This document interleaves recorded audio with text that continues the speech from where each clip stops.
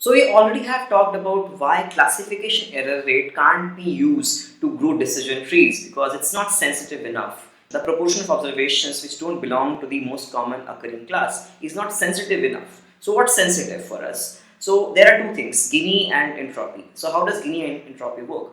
So in both of them, there are product of two things. In Gini, what happens is you just simply take product of two proportions, and in your entropy, you have a negative sign and a log of a proportion. So there's a difference between them. Both of them use proportions. One of them is product of two proportions, which is your Gini, and the other is a log transformation of proportion used in a product with a negative sign.